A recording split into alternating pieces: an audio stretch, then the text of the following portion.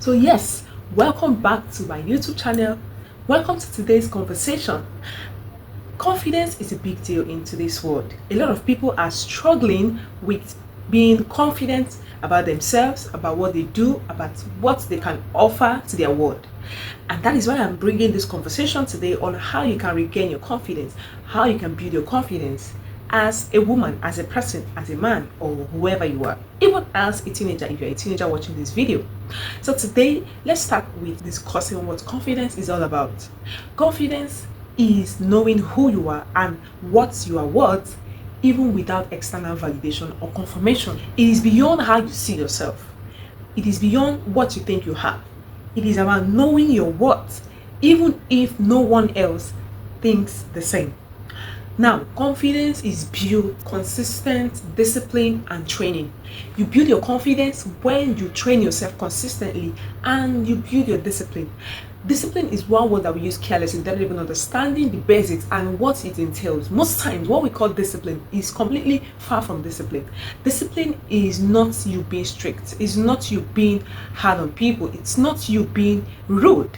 Discipline is how you're able to put yourself under check to do the things that you need to do, even if you do not feel like doing it. So confidence comes by consistently building yourself in discipline and in training. Confidence is a product of competence. For you to be confident in yourself, there has to be some level of competence on something that you have. You can't be confident in nothing. You have to be confident about something, either about yourself, either about what you do, either about where you've been to, either about your association or whatever it is that you have. But most importantly, confidence comes from a place of being competent on something. For instance, if you are so good at playing the keyboard, you will be confident about it. You will be confident in yourself, even if you are called out to do it in the presence of thousands of people or millions of people. If that is what you build consistency and competence in over time, trust me, you're going to be confident that you're going to deliver on that. You cannot be confident if there is nothing that you can do so well in. If there is nothing that someone can measure you by, there is no confidence in that. With confidence, you have won even before you start something, because you trust yourself and you know that you're able to do it. Now let's look at some of the demerits of not having confidence. What are some of the consequences? Call it consequences, call it disservice, call it demerits, call it disadvantages of lacking confidence. The number one thing is that when you do not have confidence, you are going to be confused and unstable. Lack of confidence leads to confusion and instability. You won't even know what you are. You won't know who you are. You won't know what your life is about. And that leads you to become unstable. You lack stability. So lack of confidence leads to confusion and it leads to instability. The next thing that lack of confidence does is that it leads to difficulty in decision making. When you're not confident, you can't even make a decision. You can't make a straight decision. You'll be thinking, I want to do this, or should I do this? You will be seeking validations everywhere, even when you should have done it by yourself. You'll be asking yourself, should I do this? You ask this person. Yes, you need to seek counsel when you need to make decisions. But if it is only when you ask people before you can take a decision, then there's a problem. It shows lack of confidence. So when you have confidence in yourself, you will be able to make clear and proper decision, even if nobody else thinks that you are right. Even if nobody else thinks that you should do it. Who do you think encouraged David to be able to fight Goliath? Who? He didn't need anyone's input per se to make that decision. He decided by himself because of the confidence he had in himself, and that comes from a place of competence, because David was a competent killer, if I'm to say that. He was a competent sheep rearer, and that has led him to kill wild animals that are even more dangerous than human beings. I mean, someone who couldn't fear bear, someone who couldn't fear lion, why will you fear a human being, no matter how your height or your what or your strength is? So because he had competence, he could use that to his advantage, and it built his confidence over time, that he began to see that this human being standing right here is only a human being. In fact, in his words, he said, who is this uncircumcised Philistine that is defiling the armies of the living God? He knew who he had, and that came from a place of confidence. It was that burning desire to make sure that things are done. That is what led David to say, no, I'm going to take this man out. He is insulting God and insulting the whole army of Israel. That shouldn't be so. And so he took that step because he was confident.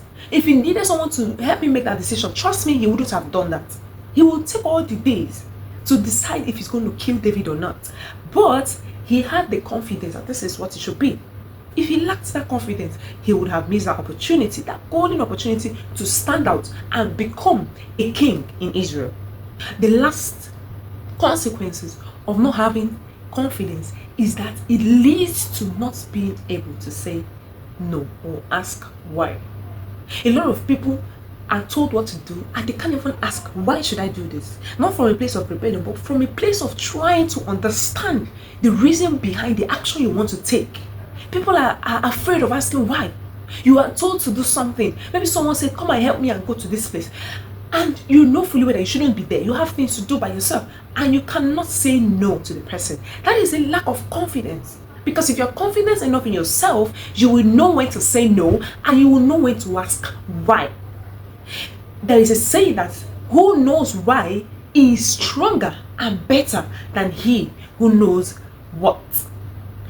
That you know what to do without knowing why you should do it doesn't make you any better. But he who knows why he needs to do something is better because he can define the purpose behind his actions. But if you lack that, you will not be able to know why you are even doing what you're doing, how to go about what you're doing, and how to begin to take the right steps. So you need to tell yourself today that the reason why I struggle to make decisions, the reason why I struggle to say no or to ask why, the reason why I am indecisive is for lack of confidence. Now I'm going to tell you why you need to build your confidence, and then we'll look at the steps to building your confidence. Number one, confident people have communication skills. They build their communication skills. When you are confident, you can speak to anybody. I mean, you go anywhere, you speak without looking back, without feeling like you are inadequate. You are able to build your communication skills, listening ability, active listening, being able to understand the person, being empathetic, and all of that comes with having confidence in yourself. The number two is when you have confidence, you are able to seek knowledge and seek help when you need it. You know, we think that people who are confident don't seek for help or don't seek knowledge. That is far from the truth. Rather, the people who are confident are the people who seek help the most. They are not afraid to seek for help.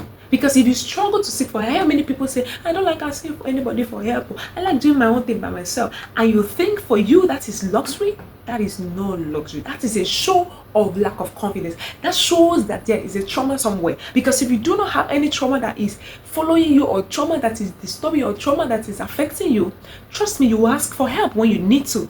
And you ask it confidently, because you know, I'm not asking this help or for this help because I am weak. I am asking because I need to take the next step. And I admit that I don't know everything I need to know. Alright? So this is another benefit of having confidence. The third thing is that people who are confident, they do not succumb to societal pressures or peer pressure. Do you know it is lack of confidence that makes young people to jump on any trend they see on social media? It is lack of confidence that makes people to do the things that they would not have ordinarily done because they want to feel belonged, because they are suffering from pressure of the society. They're suffering from societal pressure. They're suffering from peer pressure. So they succumb to it. They give in to the demands of whatever it is that is trending. But if you have confidence, you will know that everything is not for me. Just because someone else next to me is doing it doesn't mean that I should do it. Something might be good for someone and not good for you. So you need to understand that. So when you have confidence, you will be able to know, this one, it's not for me. One of the things I've learned to do is not to do what is trending. Let's say a cloth is trending, that is the last cloth you will see on me. If a shoe is trending, that is the last shoe you see me wear. Because I have built my confidence to know that I can't cope with societal pressure. I will give up along the line. So what's the point? I have built my confidence to know that I can be myself and still be okay, and still be acceptable, and still stand out. In fact, the more likely you are to join the crowd, the lesser you can be a leader. But the more you are able to stand out while still blending in, the more you can become an effective leader. Because if you are just following the crowd without following the goal, people will look for who is following the goal and follow them. That is the crowd. Now, how do you begin to build this confidence that we're talking about? Number one thing is believe in yourself. Ha ya ya ya ya. Believe in yourself like no one else can. Trust me, this is going to be liberating for you if you take it seriously. Why are you doubting yourself? What do you think you can do?